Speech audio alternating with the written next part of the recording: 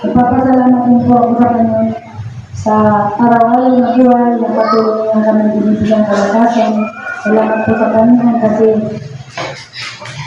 binuktungan ang buhay ko, binuktungan ang like, share, subscribe.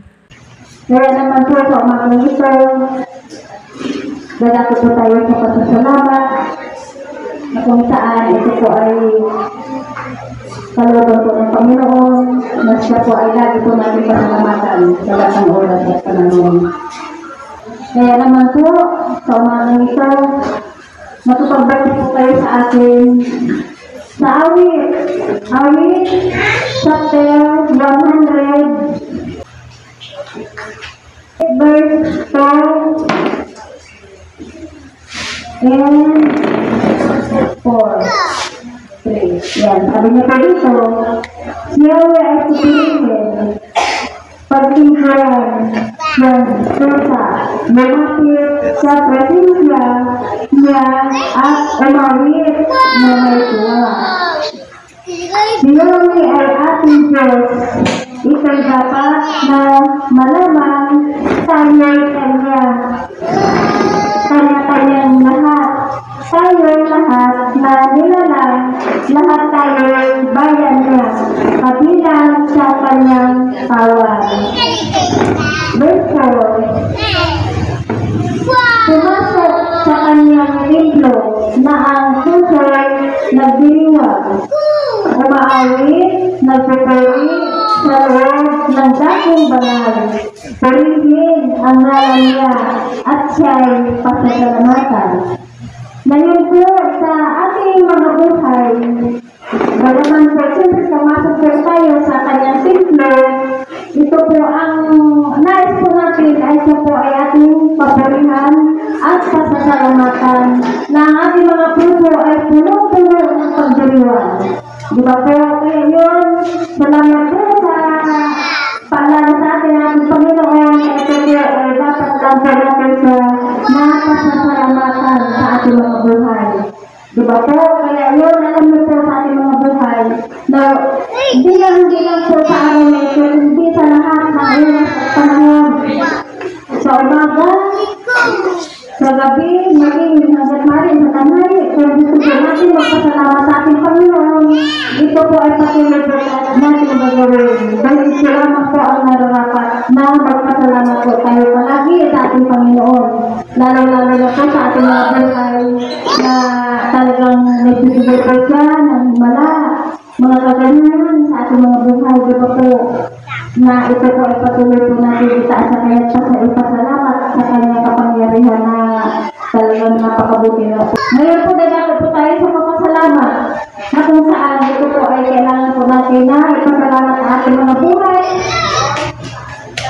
Panginoon. Kaya yun, ang unang magpasalamat sa guys mga po tayo, nilalayahan ko sa magpasalamat, ang isa magpasalamat na ginawa ng Panginoon sa kanyang buhay. Sa guys po tayo, una. Sa buhay po ni Pamina, pagkakabo natin po ni Pamina. Ang ito ang Panginoon sa kanyang buhay.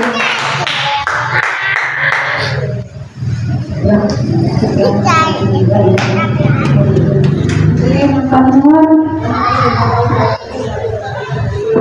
kaya hirap at salamat. Nagpapasalamat din po ako sa Panginoon sa araw-araw na buhay na patuloy ang kami binibigyan kalakasan.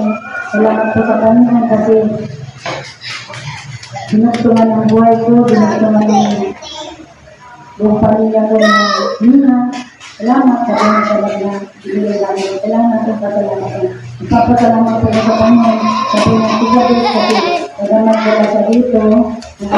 Alam mo Lord na may gagawin gagawin sa kanyang buhay ng dalawang kalimutan. Dahil sila may ibig sa complex kasi ang mga coach yung mga sila kasi ito ang daming araw. Hindi ba talaga?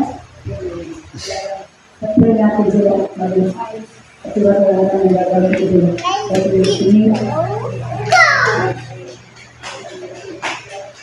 Talaga sumali sila kasi magano sila gagawin na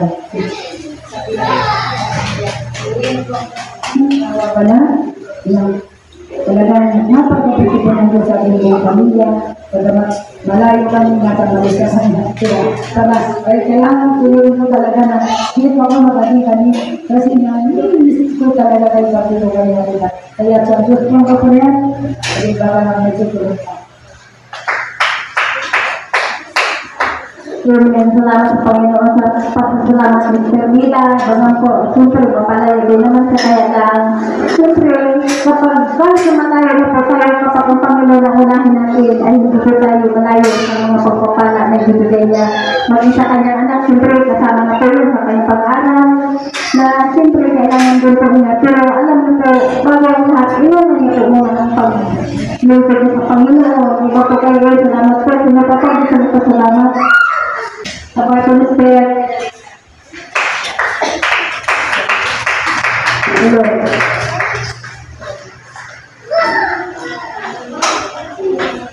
Salamat po sa Diyos. Ano pinagpapasalamat sa kanyang sa isang linggong kalakasan, sa isang linggong katagumpayan, sa isang linggong pagsama niya. Patuloy ko nagpapasalamat sa Panginoon talaga na kung saan ay aking nararanasan talaga ang kahabagan ng Panginoon. Sa pamamagitan ko talaga ng pagbabasa ng Biblia. Kaya natin talaga, hindi talaga tayo mababago, pero hindi ko talaga tayo magbasa ng Bible. Kasi tingnan niyo po pag-visit natin, di ba po? Sa umaga pa lang na hindi tayo magbabasa ng Bible. Kaya marami na po tayong nakakasalubong. Pero po sa kahabagan ko ng Panginoon, na tayo po talaga nagbasa ng Bible.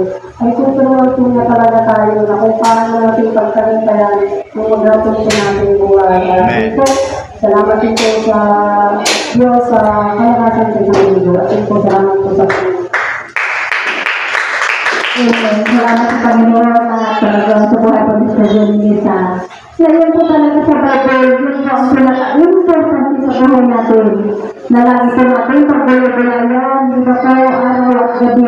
Sa Hosea 1:8, na ito po ay dapat na po natin pagbulayan ang kanyang salita. Upang ang matagal po ay nabuhay at maranasan. Salamat sa Panginoon sa buhay po Mr. Jonisa. Sino ba po? Sige, sabay na po na sabay po ni Brother Ross.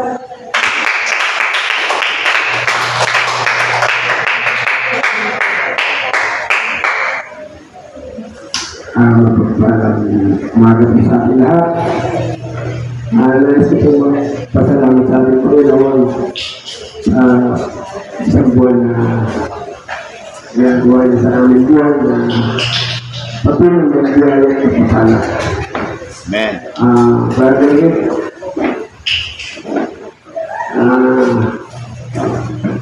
sinama ka ng Panginoon dito. Amen. Kasi na pinagmaslagit na ng lumalakad ka. Lord, inamatong tao at pagkain mo sa aming panabahan. Nagulang ako, aking pangitalan. Puro nga ako na ang Diyos tumulong. Hindi ko kami magkakilala mo. Pagamat nakikita ko po sa tumataan sa araw-araw na aming buhay. Pwede ko po siya ng araw na Lord, sana tulungan mo siya. Sana mahalap niya sa church namin. Kaya nakulat ako yung nakita ko dyan sa ating palambahan.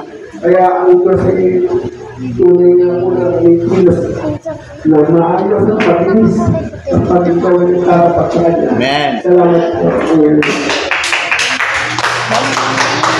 Salamat po sa mga pag-ibigay sa talagang po sila pa po gusto magpasalamat sa kanyang buhay na ginawa ng Diyos na himala o matuloy sa buhay niya.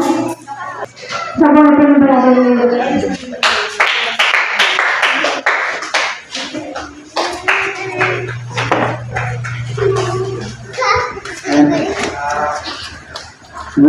Ako po ay bago pala, ako ay bumabati ng isang mapapalang umaga po sa ating lahat. Ako ay lubos na nagpapasalamat po sa ating pindahin ng Diyos na buhay. Amen. Kahapon po, nung bago po mag-fasting, pumunta po si Kevin sa rice mill po sa aming salitang tindahan. Amen. Tapos, nung pauwi na po sila, sabi ko po, So, umuwi na kayo kasi gawain, mag-6 na. Kailangan bago mag-6 nandito na kayo para makakain muna kayo bago mag-isel fasting. Tapos nung pauwi na po sila, biglang nag-text po si Lord Junel na natutol daw yung family side din po ng classmate. So, sabi ko nasa na ba kayong banda? Nasa loob pa lang daw po sila ng rice mill. Sabi ko salamat sa Diyos at nasa loob pa lang kayo ng rice mill. Nasaktan ba kayo? Eh, sabi tawad ko ng Diyos, wala naman daw silang na hindi daw po sila nasaktan. Hindi naman sila nakauntog o ano pa man. So, sabi ko po, sige, tabi nyo na lang yung rice mill at dapat ko na lang pagka kung maaga pa bago mag-fasting. Papasalamat ko sa Diyos ko na kung nasa highway po yun, baka kung nangyayari sa akin. Talagang hindi ko sa mabuti dahil nandun po yung pag-iingat ng Panginoon. Amen. Nandun po sa aking anak, tapos sa aking bayaw, na talagang nandun po yung mga ng Diyos. Alam po natin talaga na hindi natin nakikita yung nagiging sa akin. At yung pinapakulit talaga ng Diyos, yung pinagpapasalamat sa Diyos. At isa lang po ng mga bagay na ginawa niya po sa amin sa loob ng mundo, gabay, pag-iingat, himala, at pagpapala. Nag-isa lahat ng mga mabubuting bagay po. At yun po, salamat po sa Diyos. Amen. Salamat po sa Lord po ng Diyos na talaga yan sa lahat. Kaya yung isa na lang po ang magpapagod ay sa buhay po natin yan. Sige po.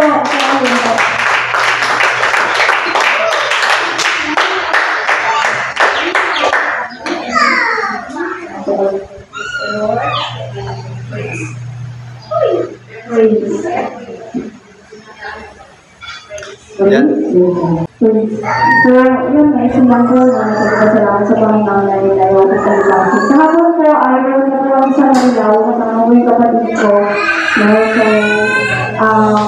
Dahil po ay sinusupply namin ng damit, pinakuha yung kailangan po namin sa tindahan po sa Maris. So, nagpapasalamat kami sa Lord kasi naka-tricycle kami. At alam niyo po ba, kasi sa arena kami dumaan, alam naman po natin daan sa arena, kung naka-tricycle kami, mga pataas doon. Na nagpapasalamat po kami sa Diyos kasi nung dumating na po kami sa bodega po na supply namin, ay natutol yung yung hardware. Silinyador. Yung silinyador na nakakatat sa Panginoon dahil during mo, nasa haba ng binyahan namin, doon na talagang mismo sa bodega nangyari yung ganang incident.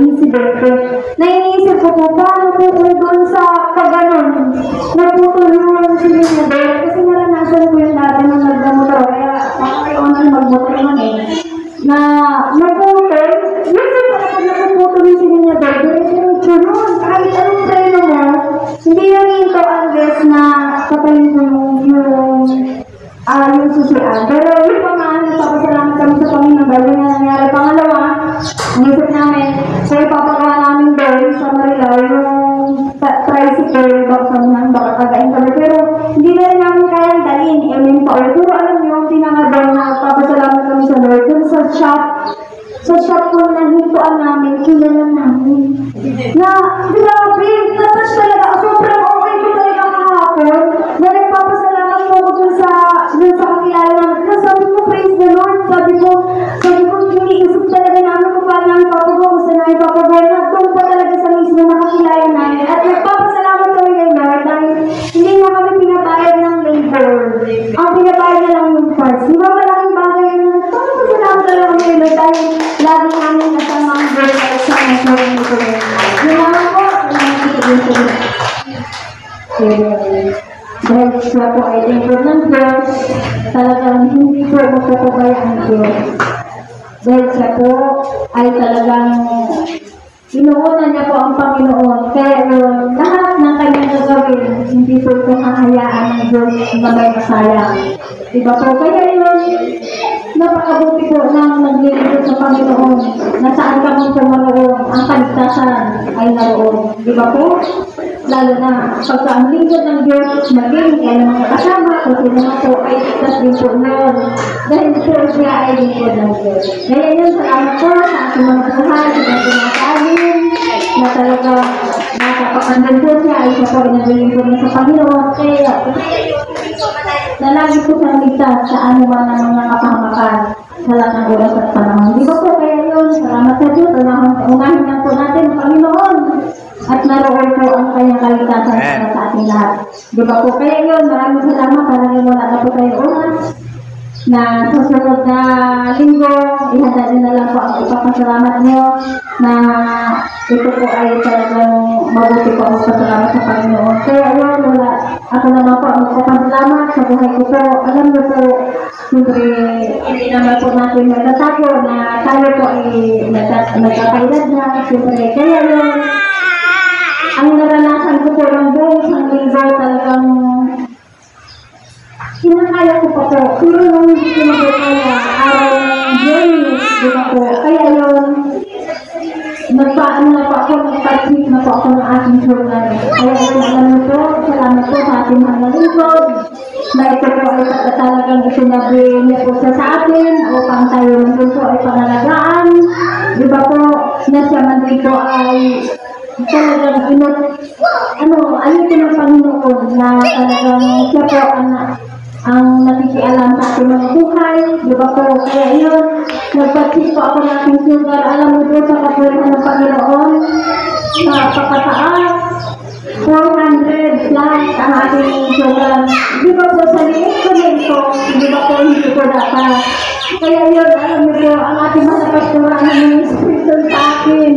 Pero ako wala lang, ang tanging naramdaman ko lang po yung medyo ako nahilo, tapos parang naramdaman ko sobrang na po akong nangyayaya, at naramdaman ko po yung parang, basta marami po akong naramdaman, pero hindi po yun nag-alintana sa aking, hindi ko po yung pinapansin. Pero nung hindi na po, na talagang parang iba na ang pagkaramdam ko, yun, sinikap na po ako natin mga kasura, kaya yun, bibigyan niya po ako mga pangsamakalang lunas. Pero alam niyo po, sa kapuluhan ng Panginoon, kung sa iba, nakainsuwi na po ako, pero habang ng Panginoon ang awa, hindi po yun naranasan dahil andyan po ako. Ang Diyos naman po ito. Kaya yun, salamat po sa aking buhay, na talagang hindi pa po ako hinahaya ng Panginoon. Diba po? Kasi salamat po aking pag-asa, wala na po, diba?